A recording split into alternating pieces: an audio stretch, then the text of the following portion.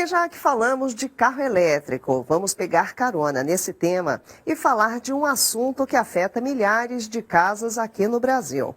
Nos últimos anos, muita gente investiu em placas fotovoltaicas para diminuir a conta de luz. E o governo até criou incentivos para isso. Mas a partir de janeiro do ano que vem, vamos ter uma mudança importante para quem usa essa tecnologia. E para explicar o que vai mudar, temos hoje a presença ao vivo de Matheus Bazan, que é engenheiro especializado em energia, que está aqui conosco na nossa tela. Vamos lá? Deixa eu colocar o Matheus aqui na nossa tela para conversar um pouquinho com ele. Vamos lá. Matheus Bazan, boa noite, muito bem-vindo à nossa edição do Olhar Digital News. Boa noite, Marisa, boa noite a todo mundo aí que tem interesse em inovação e tecnologia. Prazer estar aqui. Obrigada a você pelo seu tempo. Matheus, vamos começar com uma questão um pouquinho mais ampla. Eu queria saber de você o quanto que uma pessoa consegue economizar ao utilizar energia solar. Bom, quando é feito um projeto, normalmente é feito projeto para gerar a totalidade daquela conta de luz. Então, naturalmente, isso vai depender do tamanho, do valor da conta de luz, mas, no geral, esse valor, basicamente, a conta representa em torno de 2% do valor do projeto. Tá certo. Agora, Matheus, parece que teremos mudanças, não é, com relação à legislação. Eu queria que você falasse um pouquinho sobre essas mudanças que, aliás, podem ou que irão mesmo ocorrer, para as pessoas de casa ficarem sabendo já e se preparar para o ano que vem. Sim, há quem diga que pode haver uma postergação, mas a gente não conta com isso, né?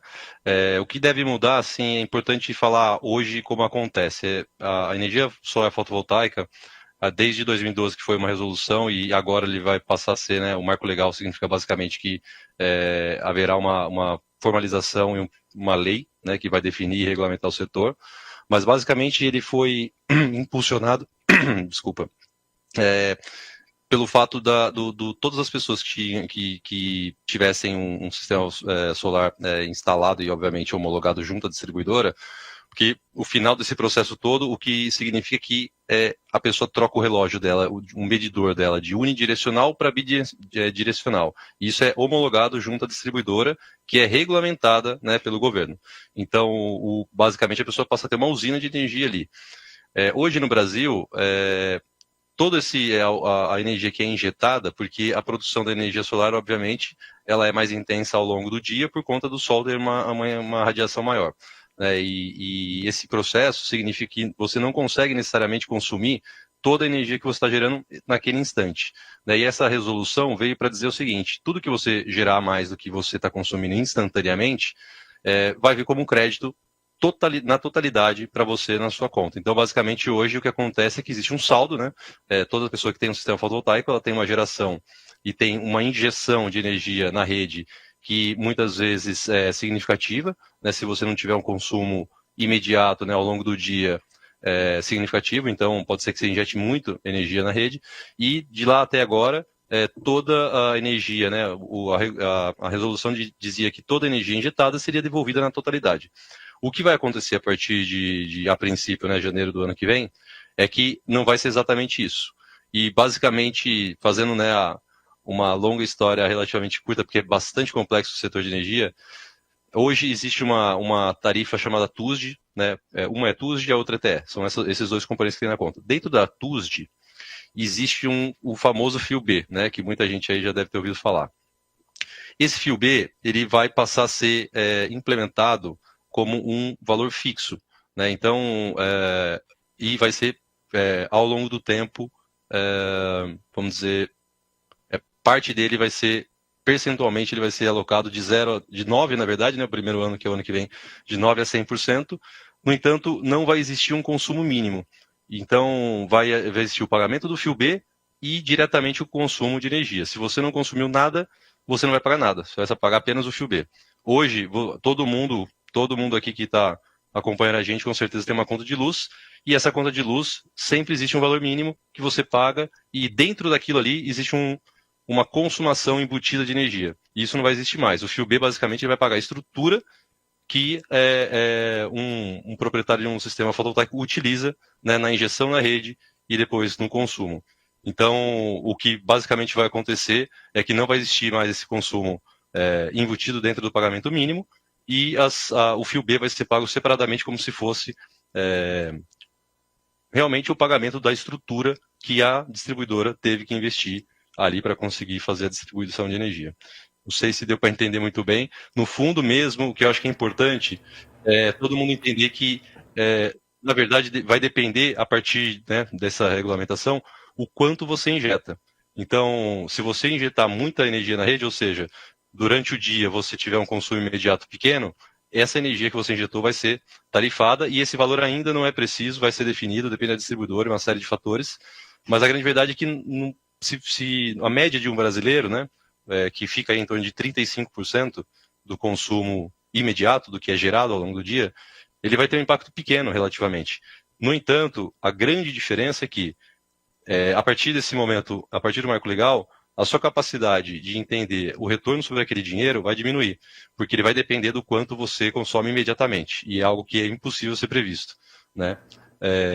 E hoje, na maneira como é feito, como tudo que você injeta você recebe, você consegue ter determinar muito assertivamente, né, o período que você vai ter de payback do projeto que você comprou. Pois é, então muita gente aí se movimentou no mercado e fez aí sim um investimento, porque não é barato, né, esse investimento. Investiram em energia com placas fotovoltaicas e aí a partir dessa mudança, como que hoje em dia essa geração de energia que é excedente, hoje ele não paga e a partir do ano que vem vai pagar... Ele não é tarifado. Não é tarifado. E a partir do ano que vem ele vai ser tarifado pela estrutura que ele utiliza, ainda que não seja a energia em si, é isso?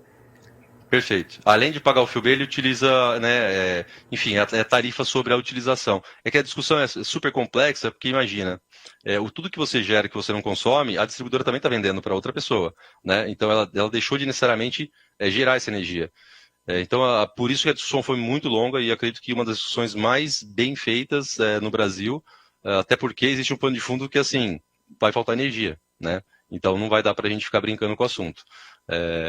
A grande questão é essa. Eu acho que essa implementação do fio B de 23 a 29, né, percentualmente ano a ano, e no final ele vai ser implementado só 90%, então ainda vai ter um benefício lá na frente que 10% ele vai ser compensado. Eu acho que, assim, o Brasil tende a ser, está entre, com certeza, o terceiro, quarto maior produtor de energia solar do mundo.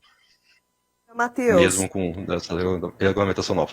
Agora, Matheus, essa nova regulamentação, ela já está definida, ainda está em discussão, vai ser implementada? Você comentou sobre o adiamento ou não, mas ela ainda está sendo discutida ou já estão definidos todos os parâmetros?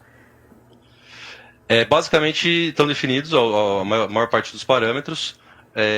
A questão de implementar ou não agora que aparentemente existe ainda uma chance de não acontecer. Mas eu diria, o investimento é alto, Marisa, mas ele compensa, é um investimento, né? É diferente de uma coisa que consome, né, o seu dinheiro. Você tem uma usina geradora de energia que, basicamente, como eu falei, o fato da conta representar mais ou menos 2% do sistema significa que você tem 2% ao mês, em algo que você vai ter ali uma garantia de 30 anos de produção.